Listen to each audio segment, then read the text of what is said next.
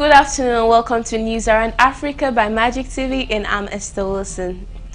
Fire burning at an orphanage in Algeria's capital has killed at least 11 people, including children, authorities said on Thursday, amidst a heat wave that has sparked hundreds of blazes in the country's north. Firefighters had been battling to extinguish the flames since before dawn in the Mohamed Madia suburb of Algiers. At around 3 a.m., we heard the fire engines arriving and the children screaming, said Abdesalam Merar, 41, who lives nearby. We helped as much as we could, but unfortunately, we were told that 11 people had already died. An AFP journalist saw black stains around the building's windows on Thursday morning.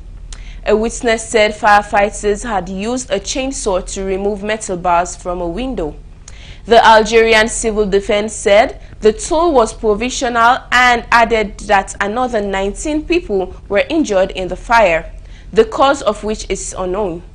Rachid Bahaj, head of the forensic media department at Mustafa Bachar Hospital, told local television that some of the bodies were completely burnt and required DNA tests to be identified. Algeria's president, Aldi Majid Tebboune, later said several children were among the dead. National television showed Prime Minister Sifi Grib visiting the wounded at two medical facilities in Algiers. 932 fires in a week.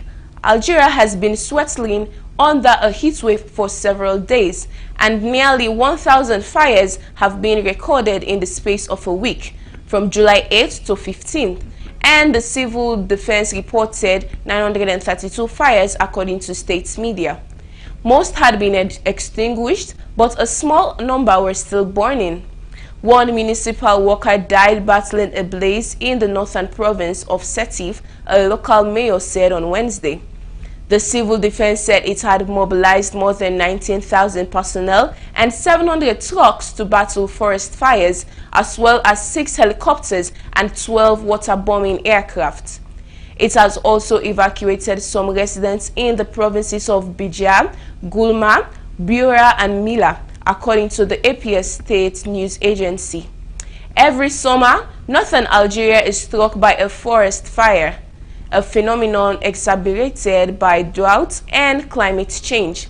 The fires have killed dozens of people in recent years and destroyed thousands of hectares of forest and farmland, along with numerous homes. Authorities say they believe some fires were started deliberately, with several suspects arrested. In South Sudan, reaching families displaced by violence often begins with a treacherous journey in western Equatoria. The only road linking Yambio to Greater Mundri becomes nearly impassable during the rainy season. For traders, humanitarians, local communities, and peacekeepers, every journey is uncertain. Yet this road remains a vital lifeline, connecting thousands of people to food, healthcare, and humanitarian assistance. The road condition determines whether food reaches markets, patients reaches health facilities, and humanitarian aid reaches families in need. After hours on the road, peacekeepers serving with the United Nations mission in South Sudan finally reach an area where thousands of people are displaced following cattle-related conflicts. For Florence John, each day begins with the same question: how will she feed her 7 children? Widowed and displaced 3 months ago, survival has become a daily struggle. The wild fruits that once helped keep her family alive have disappeared.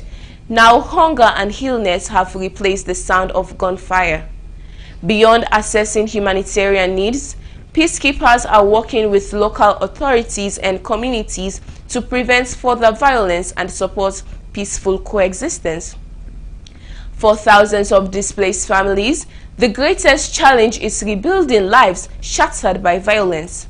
But for the Blue Helmets, reaching these vulnerable communities is essential to reassuring them they are neither alone nor forgotten.